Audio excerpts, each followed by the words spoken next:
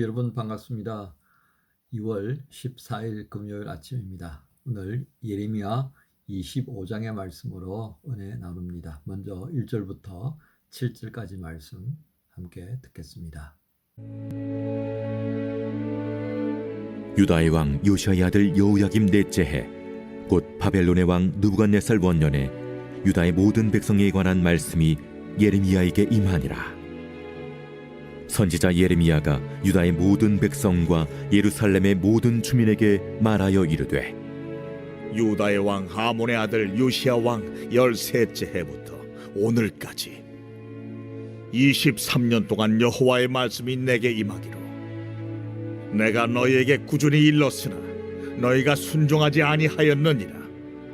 그러므로 여호와께서 그의 모든 종 선지자를 너희에게 끊임없이 보내셨으나 너희가 순종하지 아니하였으며 귀를 기울여 듣지도 아니하였도다. 그가 이르시기를, 너희는 각자의 악한 길과 악행을 버리고 돌아오라.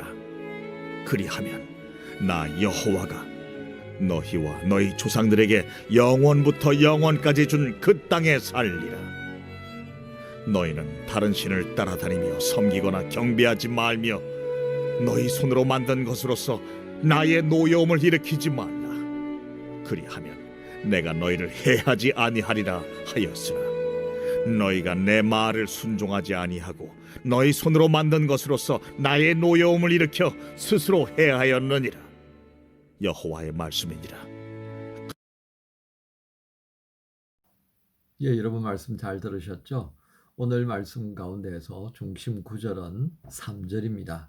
유다의 왕 아몬의 아들 요시야 왕 13째 해부터 오늘까지 23년 동안 여호와의 말씀이 내게 임하기로 내가 너희에게 꾸준히 일렀으나 너희가 순종하지 아니하였느니라. 오늘 말씀 제목은 선지자를 보낸 하나님의 마음을 아시나요? 선지자를 정말 많이 보내셨다고 오늘 본문에서 여러분 들을 수 있을 것입니다. 그런 하나님의 마음을 좀 알고 있을까? 이제 그런 내용이 되겠습니다. 오늘 7절 말씀을 보면요, 너희가 내 말을 순종하지 아니하고 너희 손으로 만든 것으로서 나의 노여움을 일으켜 스스로 해하였느니라. 여러분, 이 말씀이 어떻게 여러분에게 느껴집니까? 부모에게 자식이 있습니다. 그렇죠? 여러 자식이 있어요. 근데 어떤 자식은 부모의 마음을 아프게 하지 않으려고 부모님이 그 기뻐하시는 것, 좋아하는 게 뭘까? 그거 하면서 생각하면서 이제 이렇게 행하는 자식이 있고요. 또 부모님 마음도 좀 맞추고 내가 하고 싶은 것도 좀 하고 뭐 이러면서 적절하게 긴장 관계를 유지하는 또 자식이 있어요. 또 어떤 자식은 뭐 캐세라 세라 나는 뭐 이렇게 사는 게 좋아요. 뭐 부모님이 원하는 대로 내가 어떻게 삽니까? 그러면서 그냥 뭐 가는 경우가 있어요. 예, 이 중간에 있는 거, 이거는 뭐 크게 그렇게 다루어지지 않는 내용들이 성경에 많고요. 성경은 전자냐 또는 마지막 셋째냐 뭐 이렇게 되는 것 같습니다. 그런데 부모의 마음으로 보면 어떨 것 같아요? 예. 큰 아이가 마음이 더 가겠습니까? 아니면 저기 셋째가 더 마음이 가겠습니까? 둘째는 안쓰러운 마음이 있어요. 아이고, 이렇게 눈치 보고 저렇게 눈치 보느라고 참 그렇다. 안쓰러운 마음이 있지만 그냥 더 마음이 가는 거는 사실은 큰아이는 내버려둬도 그냥 잘 되어져 가는 것 볼 수 있잖아요. 근데 제일 안쓰러운 건 어때요? 막내의 막내. 아이고, 저거 저러다가 큰일 나는데. 세상이 저렇게 만만치 않은데 늘 그런 마음이잖아요. 그러니까 이제 불러다 놓고 훈계하고 또 불러다 놓고 훈계하고 어떨 때는 때리기도 하고 그래도 말을 안 듣는 거. 그러니까 늘 마음에 근심이 있는 거예요. 오늘 선지자를 보낸 하나님의 마음을 우리가 표현한다면 어떨 것 같아요?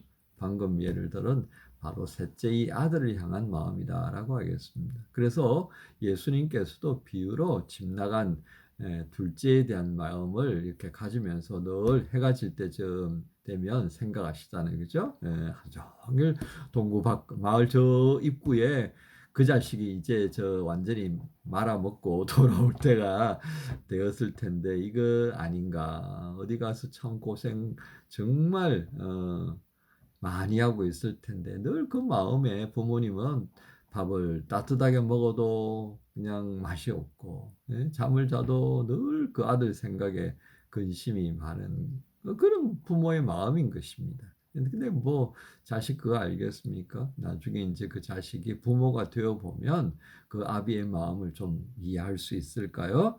예. 정말 이 백성들이 이제 그렇게 어긋장을 놓는 모습을 이제 하나님께서 지적하셨습니다. 그래서 3절부터 6절까지는 회개하고 돌아오기를 원하셔서 하나님께서 선지자를 보내셨다라고 하는 말씀을 하셨어요. 예. 악한 길과 악행을 버리고 돌아와라. 우상 숭배의 길에서 떠나 나의 노여움을 좀 일으키지 말아라. 그렇게 해서 돌아오면 더 이상 징계를 내가 하지 않을 거다. 이런 말씀으로 예레미야를 통해서 그렇게 말씀하시는 거예요. 근데 8절에 너희가 내 말을 듣지 않았다. 이렇게 하는 거예요. 정말 얼마나 하나님께서 답답하셨겠습니까? 그러자 11절에 이제 너희가 70년 동안 바벨론 왕을 숨기는 포로 생활을 하게 될 거고 그리고 또 이 너희를 포로로 잡아가 가지고 모질게 대했던 그 바빌론 그 기타 등등의 나라들 내가 다 손볼 거야. 이게 이제 소선지서에 등장하는 여러 나라들에 대한 이 북왕국 이스라엘이 망하고 남왕국 유다가 망할 때 거기에 일조했던 주변의 그 크고 작은 나라들 바벨론을 포함하고 아시리아를 포함해서 모조리 이 소선지자들을 통해서 하나님이 징계하신다는 그런 말씀을 하시는 겁니다. 그러니까 우리가 소선지서를 보면요, 내가 좀 힘이 세가지고 뭔가를 할 때 이거 조심하셔야 됩니다. 능력이 있어서 뭔가를 할 때마다 이거 조심하셔야 돼요. 이게 하나님의 뜻이라고 생각하면서 막 과감하게 해버리면 그것도 안 좋을 때가 있단 말이에요. 그러니까 겸손한 마음을 잃지 않아야 한다는 것이 소선지서의 아주 중요한 내용이라고 하겠습니다. 어쨌든 오늘 이 예레미야 25장을 통해서도 하나님은 그 징계에 대한 말씀을 분명히 하셔요. 그래서 29절에 이렇게 하셨습니다. 내가 내 이름으로 일컬음을 받는 성에서부터 재앙 내리기를 시작하였은즉 너희가 어찌 능히 형벌을 면할 수 있겠느냐. 그러니까 하나님께서 내 백성이라고 내 제사장 나라라고 해서 세웠던 그 이스라엘 그 땅, 그 백성들을 징계하는데 하물며 뭐 바벨론 그 기타 등등의 나라들은 누가 이 형벌을 피할 수 있겠느냐. 이제 그렇게 말씀하시는 겁니다. 자, 우리가 여기서 또 하나 좀 주목해 볼 부분은요. 우리가 지난 시간에 이 목자들, 왕에 대한 징계 말씀을 들었고요. 그리고 이제 또 목자들에 대한 부분들, 제사장에 대한 징계를 하나님이 아주 그냥 분노에 찬 목소리로 그들을 향해 꾸짖는 거 우리가 들을 수 있지 않습니까? 그렇습니다. 그들에 대한 징계가 34절부터 38절까지 있어요. 너희 목자들아 외쳐 애국하라. 너희 양떼의 인도자들아 잿더미에서 뒹굴라. 너희가 도살을 당할 날과 흩음을 당할 기한이 찼다. 제가 그런 말씀 드렸죠. 높이 올라갈수록요 그것에 대해서 책임을 묻는 강도는 세기는 강하다 그러죠. 윤석열 대통령이 그 비상계엄을 내란으로 만들었잖아요. 하면 안 되는 거예요. 국회를 무력화시키고 말이죠. 정치 결사의 자유를 제한해버리고 그거 전부 다 내란에 해당하는 거거든요. 법에는 그렇게 하면 안 되는 게 돼 있는 거예요. 그런데 행했으니까 결국은 무엇으로 지금 교도소에 있죠? 아직 판결 진행 중입니다만은 내란 수괴예요. 내란 두목이에요. 내란 두목은요 이유 없이 사형이에요. 최고형 그냥 사형이라고 이게 얼마나 무서운 일입니까? 그러니까 높은 자리에 있는 사람들이 감당해야 될요 그 꾸중은 크다는 겁니다. 여기 이 사람도 마찬가지다 그죠? 예. 그러니까 목사가 뭐 좀 합시다 그럴 때는 여러분 하셔야 돼. 안 하면 그 징계가요 저한테 오는 거예요. 너 왜 그렇게 잘 다독거려서 마음을 갖다가 이렇게 잘 만져가지고 할 수 있도록 끌어가야지 왜 그렇게 못하고 말이지. 다 주저앉게 만들어서 그럼 제 책임이 되는 거예요. 예. 참 그렇습니다. 그죠? 결론은 오늘 25장의 말씀의 결론은 그렇게 많은 제사장들을 보내었음에도 불구하고요. 안 듣잖아요. 예, 귓등으로도 안 들었어요. 예, 불순종한 겁니다. 들은 척도 안 해버렸어요. 누가복음 7장 32절에 보면요. 이런 말씀을 예수님께서 하셨어요. 비유하건대 아이들이 장터에 앉아 서로 불러 이르되 우리가 너희를 향하여 피리를 불어도 너희가 춤추지 않고 우리가 곡하여도 너희가 울지 아니하였다 함과 같다. 예수님께서 성육신 하셔서 우리 가운데 오셔가지고 말씀을 전하고 비유로 가르치고 능력을 보이시고 이런데도요 어떻게 하셨어요? 이 귀하신 존귀하신 백성들께서 예수님을 어떻게 하셨어요? 바알세불이 찝혔다. 미쳤다. 정신 나간 자다 저거.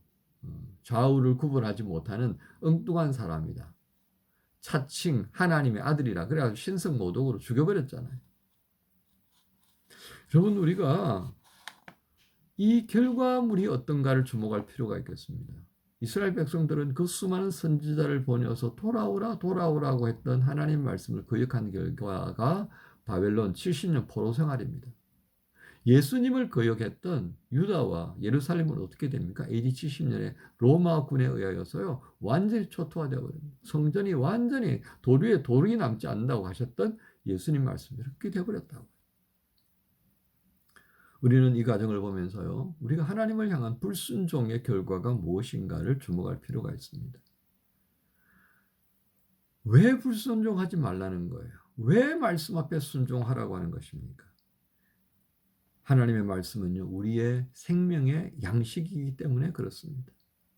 하나님의 말씀은 내가 디딜 발에 웅덩이가 있는지 돌부리가 있는지 없는지를 보여주는 등불과 같은 것입니다. 좌우를 분별할 수 있도록 만드는 지혜가 되기 때문입니다. 그리고 그 말씀이 이끄는 것은 영생입니다. 그런데 말씀을 떠나 우리가 어디로 갈 것입니까? 말씀을 떠나 우리가 무엇을 할 수 있겠습니까? 젊은 날에 모든 것이 가볍게 보일 수 있습니다. 여러분들이 생각하는 것이 소중하고 중요하게 여길 수가 있을 것입니다. 그러나 그럼에도 불구하고 하나님의 말씀은 살아 있습니다. 말씀하시는 하나님은 여전히 이 우주를 다스리시는 전능하신 하나님이십니다. 우리를 만드셨고 우리의 처음과 끝을 주관하시는 분이시고 우리의 그 마지막 날을 판단하실 분이라는 것을 잊지 않아야 하겠습니다. 하나님 앞에 서는 그날에는 젊은 때도 늙은 때도 아무 의미가 없습니다. 단지 우리가 하나님의 말씀을 어떻게 대하며 살았는가에 대한 물음만 있을 것입니다. 여러분 믿음이 있습니까? 믿음이 있다면 예수 십자가를 통해 우리에게 허락하셨던 이 자녀의 복의 마음을 두시고 그 자녀를 향하신 하나님의 마음을 헤아리고 그 하나님께 순종하는 일에 더 중심을 두어야 할 것입니다. 오늘 금요일 어쩌면 한 주간을 마무리하는 시간인데요. 선지자를 보내시고 예수님을 보내셨던 그 하나님의 마음을 한 번 더 헤아려 볼 수 있는 복된 날 되기를 간절히 소망하며 여러분 모두를 우리 주님 예수님의 이름으로 축복합니다. 주님 감사합니다. 오늘도 주께서 허락하셨던 예레미야서의 말씀을 통해 그렇게 또 우리를 향하여 말씀하시고 또 부르시고 또 말씀하셨던 하나님의 마음을 조금이라도 헤아려 볼 수 있도록 은혜 주시니 감사합니다.